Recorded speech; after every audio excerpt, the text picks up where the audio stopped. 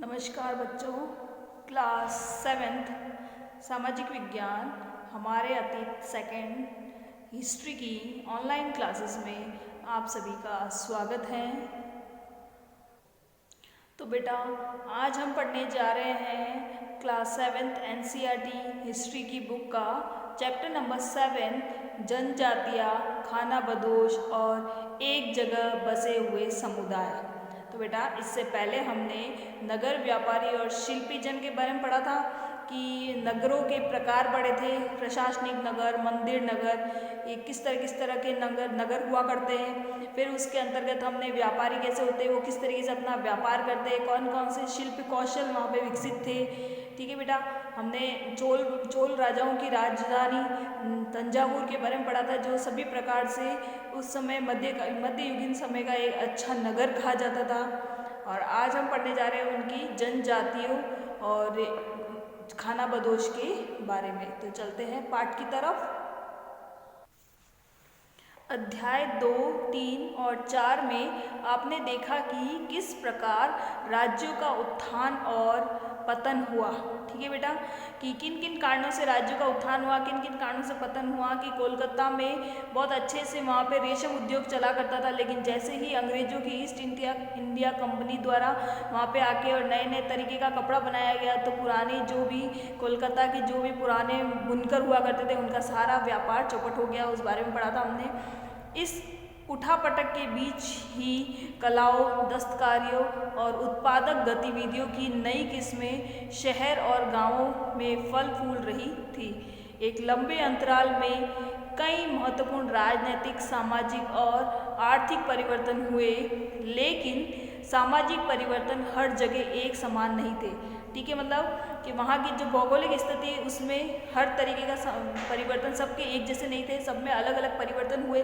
क्या क्या हुआ है उनके बारे में पढ़ेंगे, क्योंकि अलग अलग किस्म के समाज अलग अलग तरीक़ों से विकसित हुए। ऐसा कैसे और क्यों हुआ यह समझना महत्वपूर्ण है। इस उपमहाद्वीप के बड़े हिस्से में समाज वर्ण के नियमानुसार पहले से ही विभाजित था। आपको पता है बेटा कि ये जो भारतवर्ष है, तो यहाँ पे वर्ण व्यवस्था पहले से ही पुराने ज़माने से ही चली आ रही है कि 4 वर्णों में बांटा गया है। ब्राह्मण, शूद्र, क्षत्रिय और वैश्य, इन 4 वर्णों में बांटा गया है लोगों को। तो वर्ण व्यवस्था तो पहले से ही चली आ रही थी।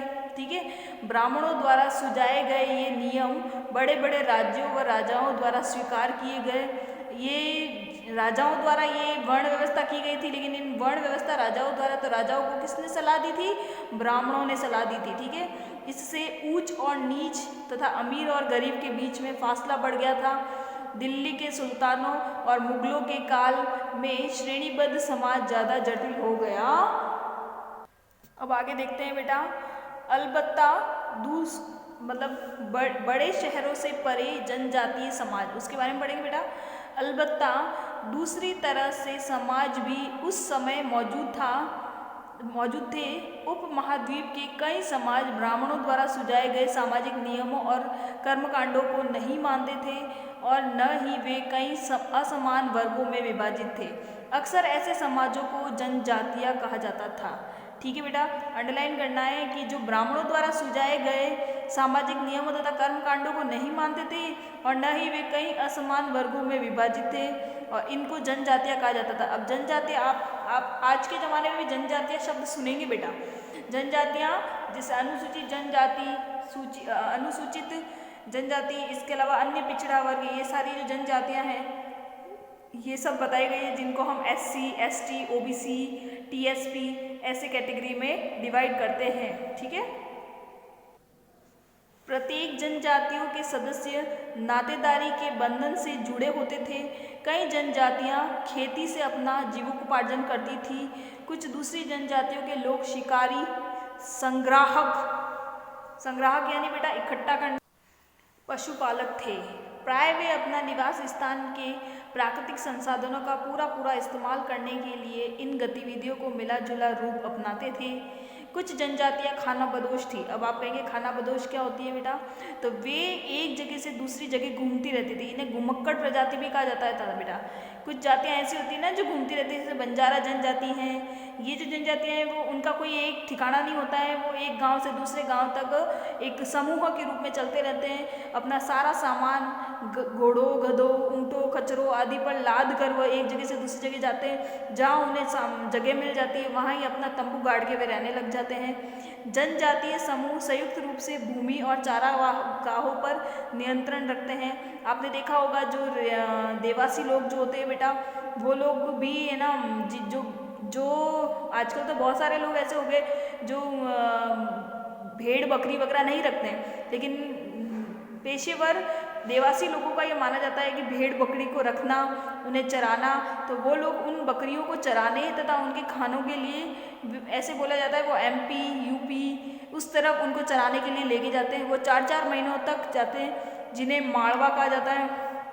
कि कहाँ जा रहे हैं, कि मालवा जा रहे हैं। मालवा अर्थात MP में, हरियाणा, पंजाब उस तरफ जहाँ पे उनकी गायों बकरियों को खाने के लिए जहाँ घास वगैरह मिलेगी उस तरफ वो उनको घुमाने लेके चले जाते थे। साथ के साथ उनका पूरा डेरा जाता है जिसमें उनकी पत्नियाँ, उनके बच्चे सब साथ में जाते हैं, अपने सारे सामान लेते हुए जाते हैं। जहाँ उनको थोड़ा सा जगह मिलती है रात्रि को वहीं वो रहना शुरू कर देते हैं। ठीक है, तो ये जनजातीय समूह ये संयुक्त रूप से भूमि और चारागाहों पर नियंत्रण रखते हैं और अपने खुद के बनाए नियमों के आधार पर ही परिवारों के बीच इनका बंटवारा करते थे।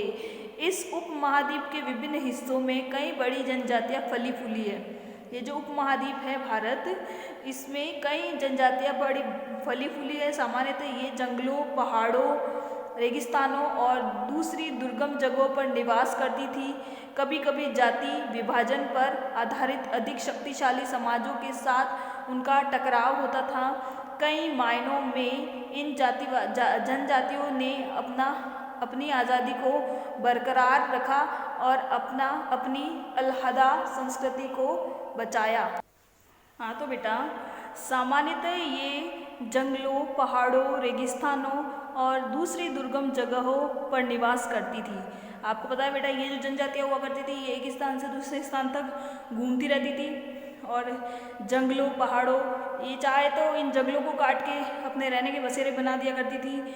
उन जंगलों पहाड़ों के जो पेड़ हैं उनको काट के खेती जैसा इलाका बना दिया जाता था, वहाँ वे खेती करना शुरू कर देते थे। ठीक है, कभी कभी जाति विभाजन पर आधारित अधिक शक्तिशाली समाजों के साथ उनका टकराव होता था। कई मायनों में इन जनजातियों ने अपनी आज़ादी को बरकरार रखा और अपनी अलहदा संस्कृति को बचाया। समझ में आया? कहने वाला ये आज़ाद रहना पसंद करते थे, ये किसी के अंडर में रहना पसंद नहीं करते थे। इसके लिए वो उनके शक्तिशाली समाज, उनके साथ उनका काफ़ी टाइम तक टकराव भी रहता था, लेकिन फिर भी ये अपनी आज़ादी को बरकरार रख लेते थे। लेकिन जाति आधारित और जनजातीय समाज दोनों अपनी विविध किस्म की ज़रूरतों के लिए एक दूसरों पर निर्भर भी रहे। टकराव और निर्भरता के इस संबंध ने दोनों तरह के समाजों को धीरे धीरे बदलने का काम भी किया। ठीक है, आगे चलते हैं बेटा। जनजाति लोग कौन थे उसके बारे में हम पढ़ते हैं। ठीक है, समकालीन इतिहासकारों और मुसाफिरों ने जनजातियों के बारे में बहुत कम जानकारी दी है। कुछ अपवादों को छोड़ दें तो जनजातीय लोग भी लिखित दस्तावेज नहीं रखते हैं। ठीक है बेटा, ये कोई लिखित दस्तावेज नहीं रखते हैं, लेकिन समृद्ध रीति रिवाजों और वाचिक मौखिक परंपराओं का वे संरक्षण करते हैं। ये परंपराएं हर नई पीढ़ी को विरासत में मिलती हैं।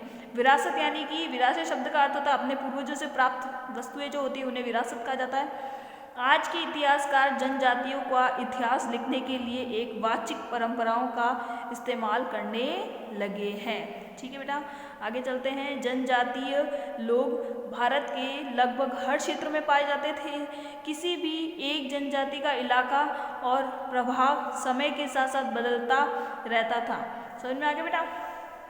इनका आपने देखा हो, इनका एक निश्चित इलाका हुआ करता है कि आप देखिए जो गरासिया जनजाति होती है बेटा, भील गरासिया, तो बेटा इनका एक पर्टिकुलर स्थान होता है। गरासिया प्रजाति हैं तो ये ज़्यादातर राजस्थान में डूंगरपुर, बांसवाड़ा इन इलाकों में रहा करती है। ठीक है बेटा, जो बंजारा जनजाति है, बंजारा है, भील है, ये ज़्यादातर या तो कुछ टीएसपी एरिया जैसे कि दक्षिणी उदयपुर या उस तरफ ज़्यादातर मिलेंगे आपको भील, या फिर आप देख लीजिए इधर पश्चिमी क्षेत्र की तरफ जैसे रेगिस्तानों में जैसलमेर, रामदेवरा, इस तरफ भील ज़्यादा मिलेंगे। तो ये सारी अनुसूचित जनजातियाँ हैं। और ठीक है बेटा, तो इनका पर्टिकुलर प्लेस होता है, इलाका होता है इनका, ठीक है। और इनका एक जनजाति का इलाका और प्रभाव समय समय के साथ बदलता रहता है। कुछ शक्तिशाली जनजातियों का बड़े इलाकों पर नियंत्रण था। पंजाब में खोखर जनजाति, अंडरलाइन कीजिए, पंजाब में खोखर जनजाति 13वीं और 14वीं सदी के दौरान बहुत ही प्रभावशाली थी।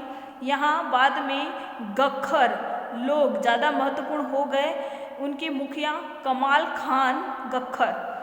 खान गख्खर को बादशाह अकबर ने मनसबदार बनाया था और मुल्तान और सिंध में मुगलों द्वारा अधीन कर लिए जाने के से पहले लंगाह और अरगुन लोगों का प्रभुत्व अत्यंत ही विस्तृत क्षेत्र पर था।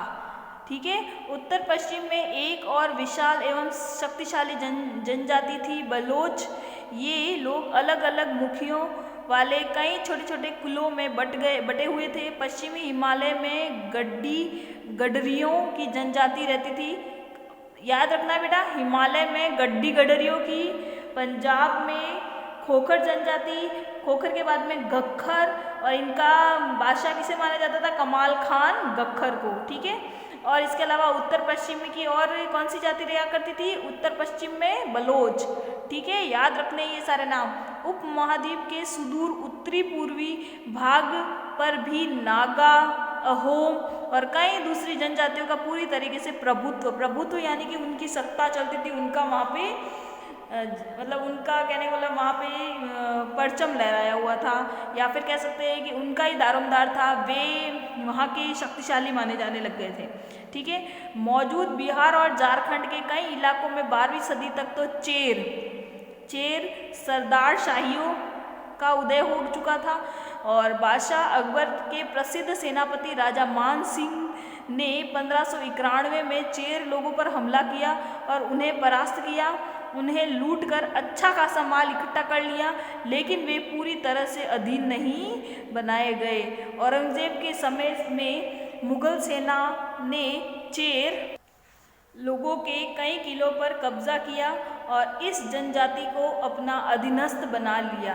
इस क्षेत्र में रहने वाली महत्वपूर्ण जनजाति में मुंडा, संताल, ये सारी जानी जाती थी। मुंडा और संताल थे, यद्यपि ये उड़ीसा और बंगाल में ही रहते थे। आगे चलिए। कर्नाटक और महाराष्ट्र की पहाड़ियाँ पे कोली, बेराद तथा कई दूसरी जनजातियों का निवास स्थान था। कोली लोग गुजरात के कई इलाकों में भी रहते थे। कुछ और दक्षिण में कोरागा, वेतर, मारवाड़ और दूसरी जनजातियों का एक विशाल आबादी थी। भील भी बड़ी जनजाति पश्चिम और मध्य भारत में फैली हुई थी। पश्चिम में क्या है? राजस्थान। तो पश्चिम में भारत भील ज़्यादातर पाए जाते थे।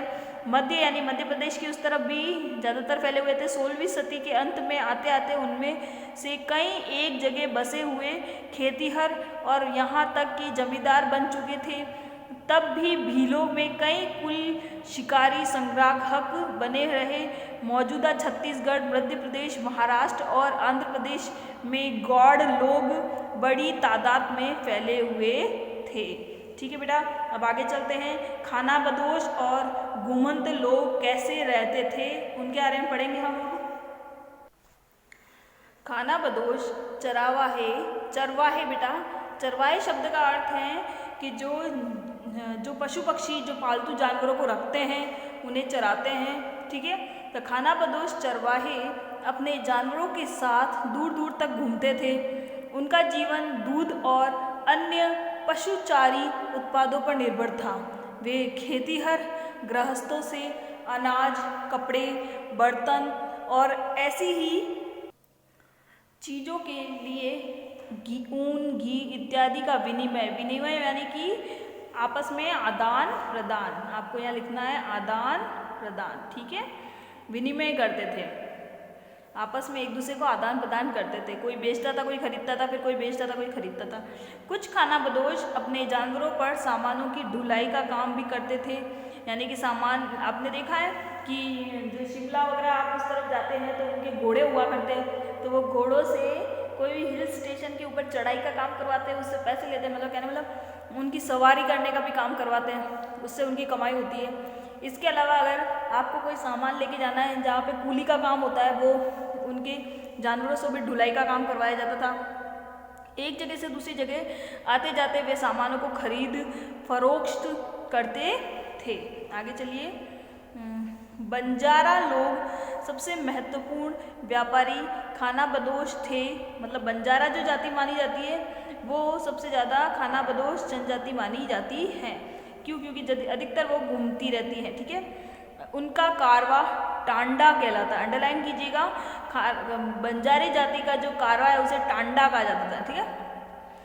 सुल्तान अलाउद्दीन खिलजी, जिसके बारे में आपने अध्याय नंबर 3 में पढ़ा, बंजारों का ही इस्तेमाल नगर के बाजारों तक अनाज की ढुलाई के लिए करते थे, यानी कि बाजारों तक अनाज ले जाना है तो उसके लिए बंजारों का प्रयोग किया जाता था, ठीक है। बादशाह जहांगीर ने अपने संस्मरणों में लिखा कि बंजारे विभिन्न इलाकों से अपनी बैलों पर अनाज ले जाकर शहरों में बेचते थे। सैन्य अभियानों के दौरान वे मुगल सेना के लिए खाद्यान्न की ढुलाई का काम भी करते थे। किसी भी विशाल सेना के लिए 1 लाख बैल अनाज ढोते होंगे। समझ में आया? उस समय जो मुगल सेना थी उसके लिए 1 लाख बैल जो थे वो अनाज ढोने का काम किया करते थे। अब देखिए बेटा, खानाबदोश और भ्रमणशील समूह।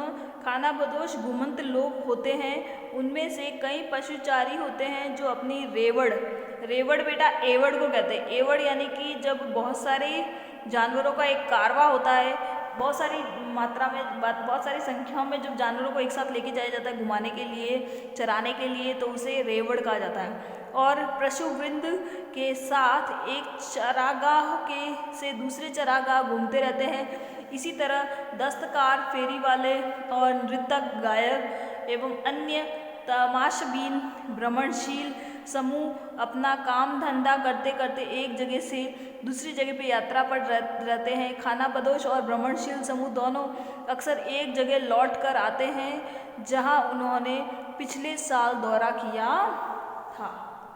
हाँ तो बेटा, अब बंजारे जाति होती क्या है उसके बारे में पढ़ेंगे बेटा। 17वीं सदी के आरंभ में ही भारत आने वाले एक अंग्रेज व्यापारी पीटर मंडी ने बंजारों का वर्णन किया। उसने लिखा है कि सुबह हमारी मुलाकात बंजारों की एक टाड़ा, यानी कि उनके समूह, बंजारों का जो दल होता था उस कारवे को टाड़ा कहा जाता था। तो सुबह हमारी मुलाकात बंजारों के एक टाड़ा से हुई जिसमें 14,000 बैल थे। सारे पशु गेहूं और चावल जैसे अनाजों से लदे हुए थे। ये बंजारे लोग अपनी पूरी घर गृहस्थी, बीवी और बच्चे अपने साथ लेकर चलते थे। एक टाड़ा में कई परिवार होते थे।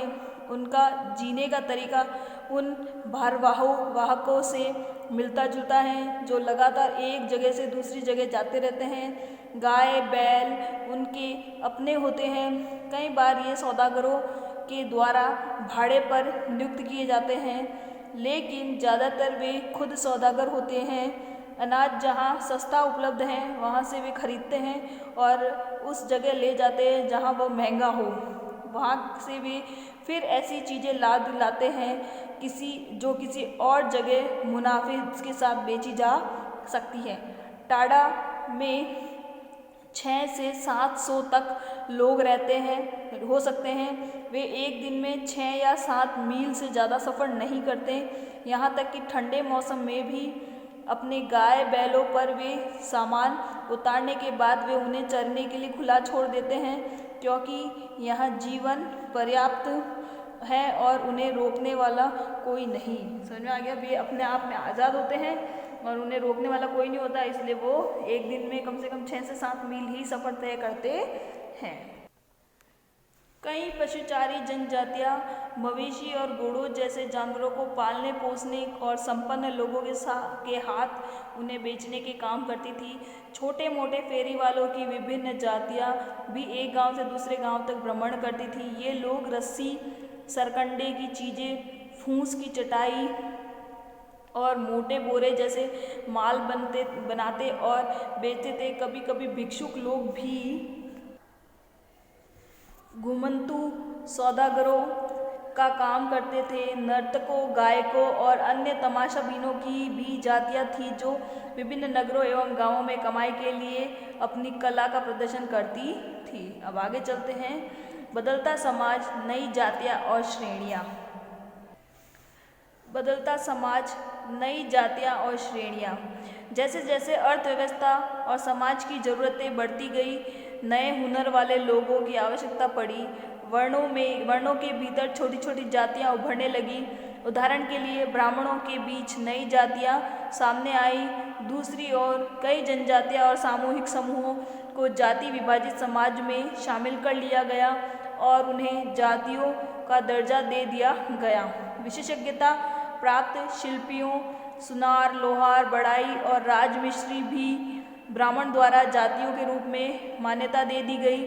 वर्ण की बजाय जाति समाज के संगठन का आधार बन गई। 11वीं और 12वीं सदी तक आते आते क्षत्रिय के बीच नए राजपूत गोत्रों की ताकत में काफ़ी इजाफा हुआ। वे हूण, चंदेल, चालुक्य और कुछ दूसरी वंश परंपराओं में से आते थे। उनमें से कुछ पहले जनजातियों में आते थे और बाद में कई कुल राजपूत मान लिए गए।